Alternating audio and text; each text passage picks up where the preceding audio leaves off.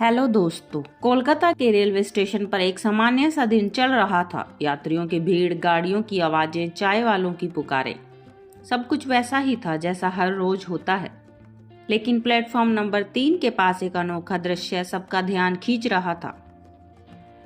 वहां एक व्यक्ति खड़ा था, मैले कुचैले कपड़ों में, उलझे बिखरे बाल, शरीर धूल और गंदगी की परतें। वह एक कचरे के डिब्बे में से बोतलें निकालकर उसमें बची हुई कोल्ड ड्रिंक पी रहा था और फिर उसे दोबारा उसी डब्बे में डाल देता था। उसे देखकर हर कोई यही समझ रहा था कि वह एक भिखारी या कचरा बीनने वाला होगा। रेलवे के एक पुलिसकर्मी ने यह सब देखा। पहले तो वो आगे बढ़ गया, लेकिन कुछ ही कदम चलने के बाद रुका। उसके मन में खटका, कोई कचरा बीनने वाला बोतल से पीकर उसे फिर से डिब्बे में क्यों डालेगा। और फिर उसने जो धन्यवाद कहा वो अंग्रेजी में। पुलिसकर्मी पास गया और बोला, तुम यहाँ क्या कर रहे हो? वे व्यक्ति घबराया लेकिन कुछ नहीं बोला।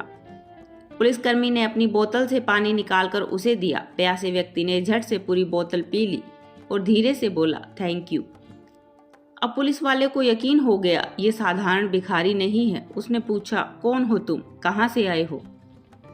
व्यक्ति की आंखों में आंसू आ गए। वह बोला, सर, मेरा नाम रघुवीर है। मेरी कहानी बहुत लंबी है।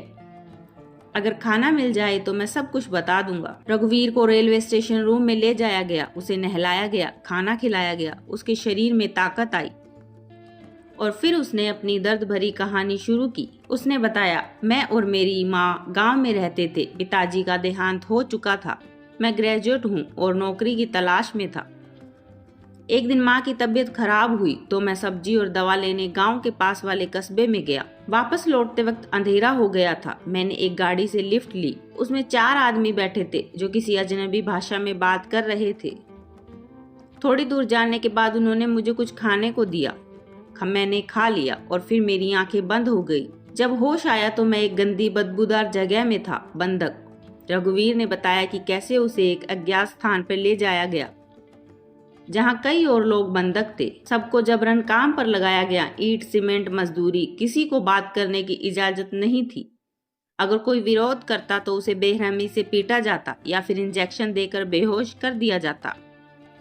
खाने को मुश्किल से मिलता। किसी को पता नहीं था कि वे लोग कहाँ हैं, कौन लोग हैं और क्यों उन्हें कैद में रखा गया। मैं हर रात गेट के बाहर देखने की कोशिश करता, लेकिन भागना नामुमकिन था। रघुवीर बोला, धीरे धीरे 1.5 साल बीत गया और फिर एक रात गेट बंद करना शायद भूल गए। मैं दबे पांव बाहर निकला और भागता गया। रघुवीर रेल की पटरी पकड़कर चलता गया, भूखा प्यासा, बुरी हालत में। कई दिन तक सफर करता रहा। अंत में कोलकाता पहुंचा।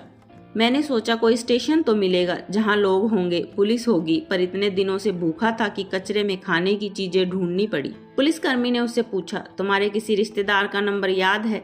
रघुवीर बोला, माँ अनपढ़ है, घर पर फोन नहीं है, लेकिन मेरे चाचा का बेटा सौरभ है, उसका नंबर मुझे याद है।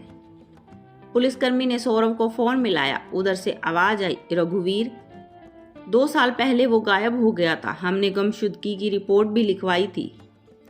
वीडियो कॉल कराया गया। दोनों ने एक दूसरे को देखा, पहचान लिया। आंसू बहने लगे। पुलिस ने पुष्टि के बाद रघुवीर को उसके गांव तक छोड़ा। माँ उसे देखकर बेसुध हो गई। पूरा गांव इकट्ठा हो गया। किसी को यकीन नहीं हो रहा था कि रघुवीर जीवित वापस आया है। रघुवीर ने गांव वालों को अपनी कहानी सुनाई। अंत में उसने कहा, कभी भी किसी अनजान व्यक्ति का दिया खाना मत खाओ। कोई कितना भी अच्छा लगे, कितना भी शरीफ लगे, जरूरी नहीं कि वो हो भी। मैंने सिर्फ एक लिफ्ट ली थी और 2 साल की जिंदगी नर्क बन गई। इस दुनिया में हर चेहरा भरोसे के लायक नहीं होता। सावधानी ही सबसे बड़ी सुरक्षा है।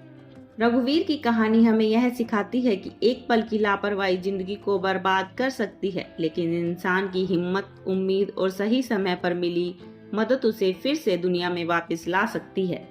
दोस्तों, तो ये थी आज की कहानी। कैसी लगी अपने विचार जरूर बताएं और अगर आपको कहानी पसंद आई तो लाइक, शेयर और स्टोरी हाउस को सब्सक्राइब करना ना भूलें।